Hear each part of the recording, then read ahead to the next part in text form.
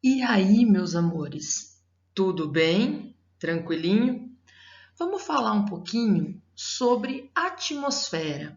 Então, essa aula e a aula da semana que vem, a gente vai falar sobre composição da atmosfera, né, os principais gases, a importância desses gases, a importância da atmosfera, a atmosfera atual, a atmosfera primitiva, né, como era lá no começo.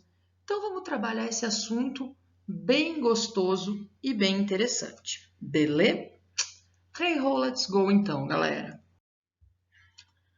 Primeiro, o que é a atmosfera? E especificamente a atmosfera terrestre, né? A gente vai falar da atmosfera da Terra.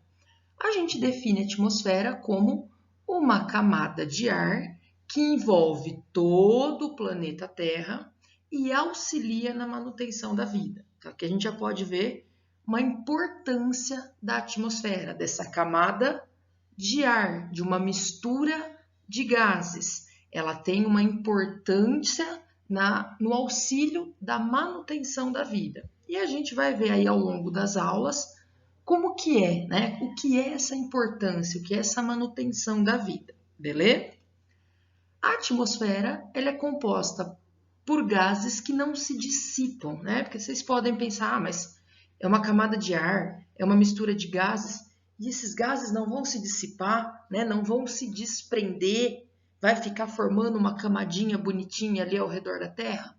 Sim, porque esses gases, eles se mantêm unidos e eles se mantêm atraídos próximos, né, relativamente próximos à superfície da Terra, por causa da gravidade. Então, esses gases não vão se dissipar. A gente ressalta que essa camada de gás, né, a atmosfera, ela não tem um limite físico. Então, ela fala, ela vai da superfície até tantos quilômetros acima da superfície. Tem uma estimativa, né, um tamanho médio, mas não tem um limite físico. Essa camada de gás, ela vai se estendendo. Vai chegar uma hora que esses gases vão ficar tão rarefeitos, né? A concentração desses gases vai ser tão pequena, a quantidade de moléculas desses gases vai ser tão pequena, que aí a gente vai terminando esse limite, beleza? Então a gente não tem um limite físico para identificar a atmosfera, e à medida que a altitude, né, vai aumentando, eu vou tendo esses gases cada vez mais rarefeitos, com uma concentração menor deles, conforme vai aumentando, ok?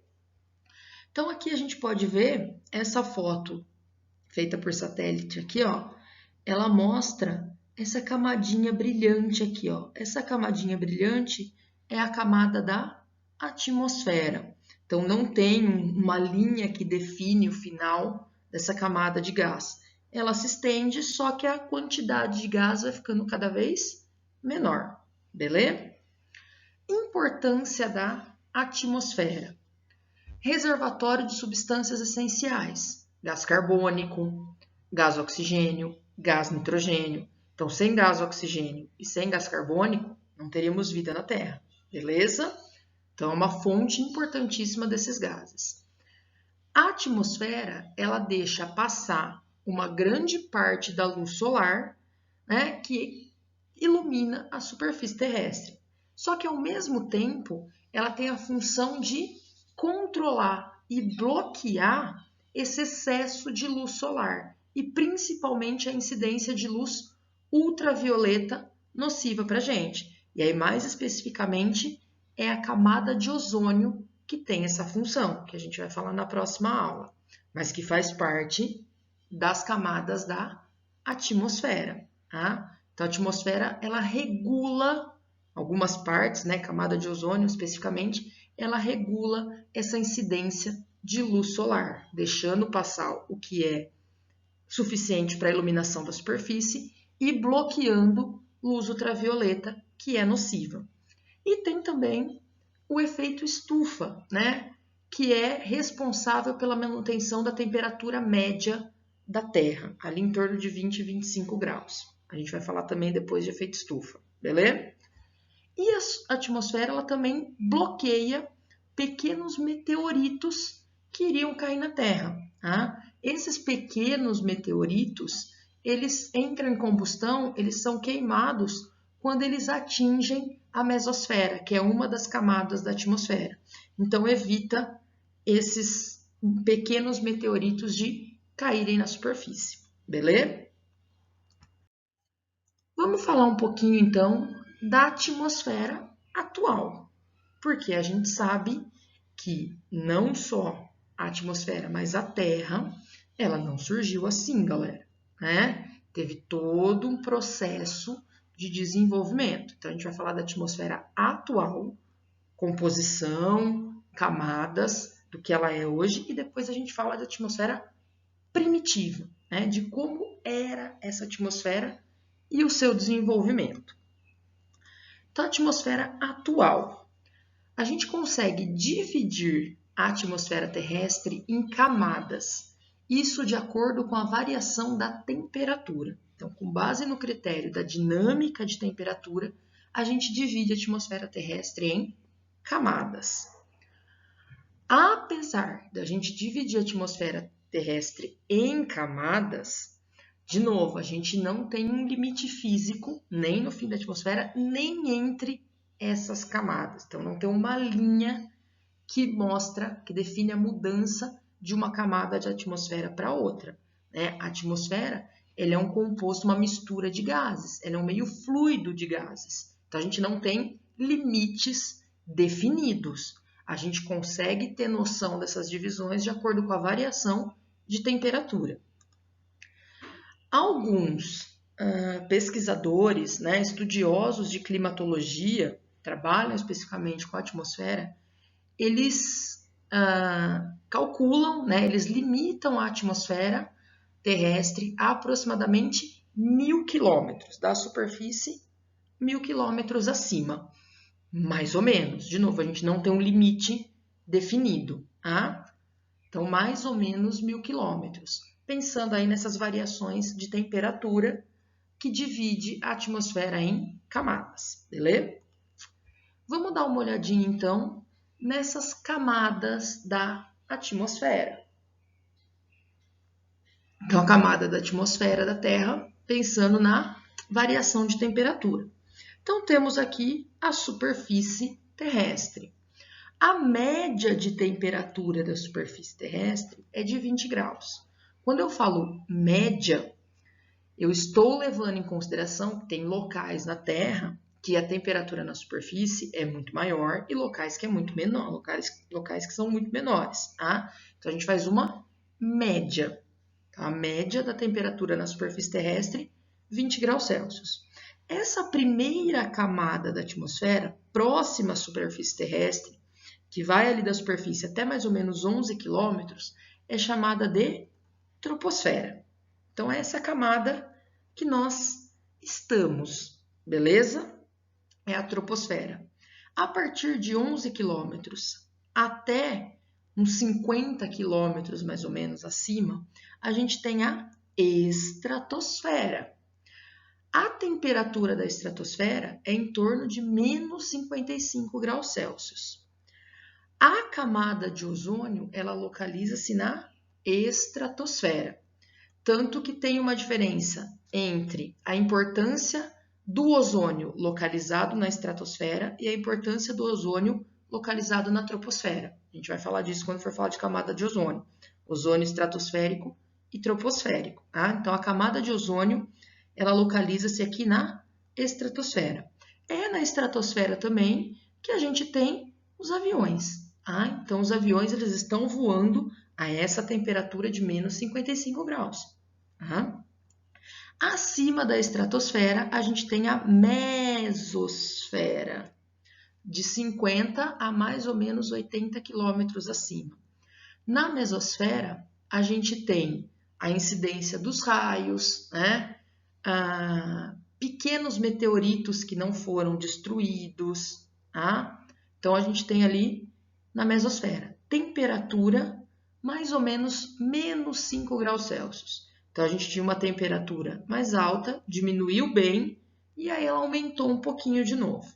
Acima da mesosfera, a gente tem a termosfera. a termosfera de 80 a mais ou menos 650 quilômetros acima. Na termosfera é onde estão localizados os satélites, tá? Quando a gente fala que entra em órbita o satélite, é lá na termosfera. E a gente tem a ocorrência da aurora boreal, também na termosfera. E aí a última camada da atmosfera é a exosfera. Aí a gente tem uma temperatura de mais ou menos 1000 graus Celsius. A termosfera menos 95, diminuiu de novo. A partir da exosfera, 1000 graus Celsius, de 650 quilômetros para cima. É o que a gente chama de verdade de espaço. Tá? Então, exosfera é o espaço. É a partir da exosfera que a gente tem os foguetes. Beleza? Então, tranquilo em relação às camadas, galera? Sussu? Então, vamos falar da composição da atmosfera atual. Essa é a parte mais importante da atmosfera atual. Dos gases que compõem essa camada de ar. Então, o gás mais abundante na atmosfera é o nitrogênio, representando cerca de 78% do volume de gás da atmosfera. Beleza? Apesar dele ser o gás de maior volume, de maior quantidade, pensando nos nosso processo de respiração, ele não é o mais importante. Ele tem outras importâncias, mas não pensando no processo de respiração, tá? Então, 78% da atmosfera é nitrogênio.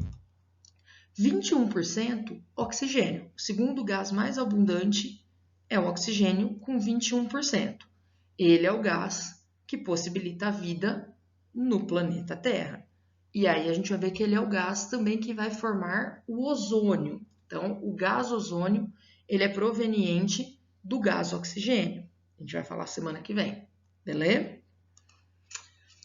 Terceiro gás, né? Vapor de água não é gás, mas terceiro componente mais abundante da atmosfera é o vapor de água, representando de 1 a 3% do volume atmosférico. Adianto para vocês, galera, que essa composição ela pode variar de acordo com a altitude. Então, dependendo aí da altitude, eu posso ter menos oxigênio, né? Um ar mais rarefeito, mais oxigênio, mais vapor de água. Então, depende da altitude, depende do clima. São muitos fatores que influenciam a composição da atmosfera, né? Os principais componentes, a porcentagem desses principais componentes. Mas aqui a gente tem uma composição média, beleza? Então, vapor de água de 1 a 3%. Ele diminui à medida que a gente tem um aumento da altitude. Então, conforme a gente vai subindo nas camadas da atmosfera, a gente tem uma diminuição considerável do vapor de água. Quarto componente, o argônio, um gás nobre, cerca de 0,93% do volume de gás atmosférico. É pouquinho, é bem pouquinho, tá? Até porque depois que a gente falou de nitrogênio e oxigênio, não sobrou quase mais nada. O argônio é um gás inerte, né? É um gás nobre, que ele não vai reagir com outros gases presentes na atmosfera. Então, a gente encontra ele sozinho lá, quietinho, tá? Monoatômico. Nitrogênio é N2, oxigênio é O2, argônio é só o átomo de argônio. Quinto componente é o gás carbônico, né? Mais ou menos 0,039% do volume atmosférico.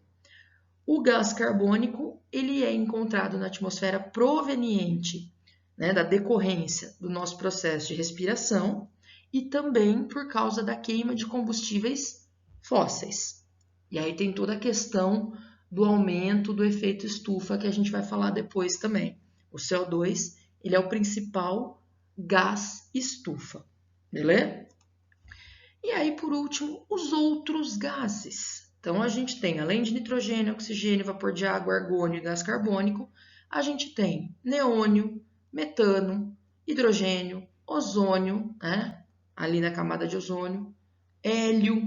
Esses outros gases a gente chama de gases traço, tá? 0,0025% mais ou menos, ok? Então, aqui, ó, só para a gente ver um gráficozinho que representa um pouco disso. O gás mais abundante, nitrogênio, 78%. Guardem essa informação, galera. Já vi questão de vestibular perguntando desses gases. Depois, oxigênio, 21%. E aí sobra 1% que a gente vai dividir em vapor de água, argônio, gás carbônico e outros gases, beleza? Lembrando que essa composição sempre pode variar, de acordo com o clima e com a altitude, ok? Vamos falar agora da atmosfera primitiva, né? Então, quando lá logo após o Big Bang, como que era a atmosfera terrestre? Ela não era do jeito que é hoje. A composição gasosa não era a mesma. E essa composição gasosa influenciou na origem da vida na Terra, que a gente vai falar um pouquinho também. Então aqui, ó, estima-se que a atmosfera terrestre ela tenha surgido há cerca de 4 bilhões de anos, né? Essa camada de gás ao redor da Terra, ela se formou quando a Terra, depois de um grande aquecimento, né, logo após o Big Bang, a sua origem, né, teve esse elevado aquecimento e aí a Terra foi resfriando. Nesse processo de resfriamento, a gente tem a formação da atmosfera. Então, vapor de água, outros gases e outros elementos químicos provenientes do interior da Terra emergiram, formando essa camada de gás. Uma parte desses gases dissiparam-se para o espaço e outra parte foi se fixando ao redor do planeta Terra em decorrência da atuação da gravidade. Beleza? Na atmosfera primitiva, então, a gente não tinha a presença de oxigênio, né? Então, o gás responsável pela vida na Terra, ele não estava presente na atmosfera primitiva. Os gases abundantes presentes na atmosfera primitiva eram metano, CH4, gás carbônico, CO2, nitrogênio e alguns gases nocivos, né? Como amônia, por exemplo. Tá? Então, era bem diferente do que a gente tem hoje. Tinha nitrogênio? Ok. Mas não tinha oxigênio, por exemplo. A gente tinha essa atmosfera, né? Tinha a influência do Sol, então ela tinha uma temperatura muito elevada. O Sol sempre é a principal fonte de energia. E aí foi essa combinação dos gases presentes na atmosfera primitiva com a alta temperatura proveniente do Sol que possibilitou que os primeiros organismos vivos surgissem, mais especificamente as bactérias anaeróbicas, que são aquelas bactérias que não precisam de oxigênio. Beleza? A gente vai falar disso daqui a pouco, a hora que eu for falar das hipóteses, né? Da hipótese de surgimento da vida na Terra a partir de Oparin e do experimento de Miller. Então, por meio da formação, né, dessa combinação dos gases da atmosfera primitiva, da alta temperatura proveniente do Sol e aí das chuvas, da incidência, né, por causa do vapor de água presente na atmosfera primitiva, teve a formação dos oceanos. E aí, a partir da formação dos oceanos, começaram a surgir as plantas marinhas primitivas. Então, a gente começou com as bactérias anaeróbicas, surgimento das plantas marinhas primitivas. Essas plantas passaram a realizar fotossíntese, liberando oxigênio. E aí, então, a gente começou a ter uma mudança na composição dos gases atmosféricos. Aí começou a aparecer o oxigênio na atmosfera. Então, as características atuais da atmosfera, aquela composição que a gente acabou de falar, só foram adquiridas há cerca de 65 milhões de anos. E a concentração de oxigênio na atmosfera levou aproximadamente 1,5 bilhão de anos para chegar aos 21%. Beleza? Então, a gente teve uma mudança muito grande, principalmente na composição da atmosfera. E isso influenciou a origem da vida na Terra. Aqui a gente tem um gráficozinho que mostra essa quantidade dos gases da atmosfera primitiva, né? Então, a gente tinha aqui vapor de água, mais ou menos 27%, Aí tinha CO2, 37%, gás nitrogênio, né? Aí já com 50 e tantos por cento, né? E aí, esses são os componentes majoritários. E os componentes minoritários, o metano e a amônia, né? Um gás levemente tóxico aqui. Então, essa era a composição da atmosfera primitiva. Eu já tinha bastante nitrogênio, mas tinha muito CO2, tá? Tinha muito vapor de água, e aí tinha bastante metano e bastante amônia em comparação ao que temos hoje. Como que a gente pode, então, ter noção? Nossa, mas como que a gente sabe tudo isso? Como que a gente consegue, né, falar dessa mudança de composição da atmosfera? De onde veio esse processo? De onde a galera tirou isso? Não foi do nada, galera. A gente tem a hipótese de Oparin e o experimento de Miller que falam disso pra gente, tá? Então, o Oparin, em 1920, recente, tá? Ele falou do surgimento da hipótese da origem da vida a partir de um agrupamento de moléculas orgânicas, pensando na composição da atmosfera primitiva. Então, a gente tem aqui, ó, vamos pensar.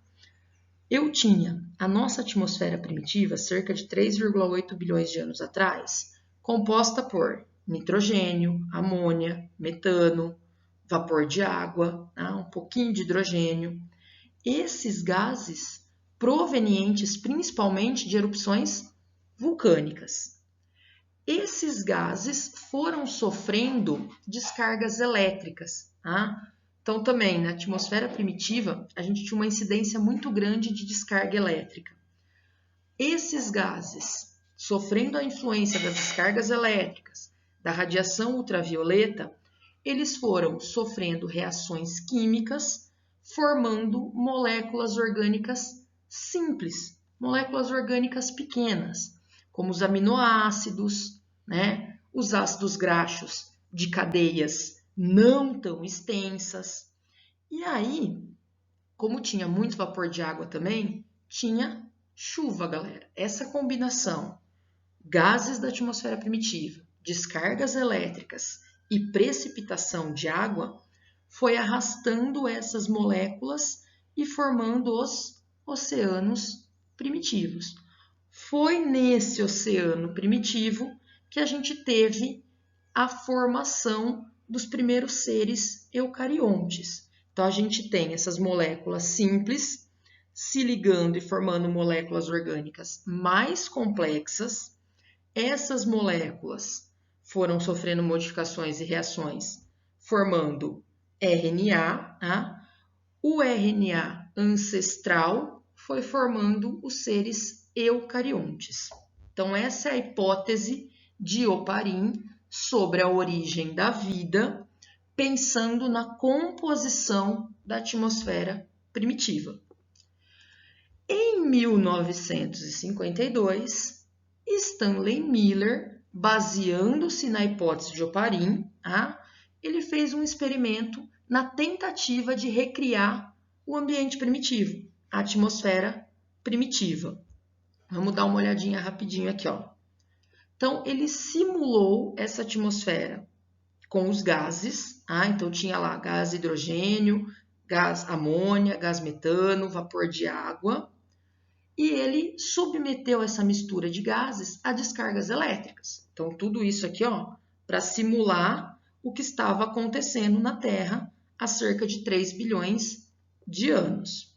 Então, descargas elétricas eram aplicadas nessa mistura de gases, simulando os raios e as tempestades elétricas.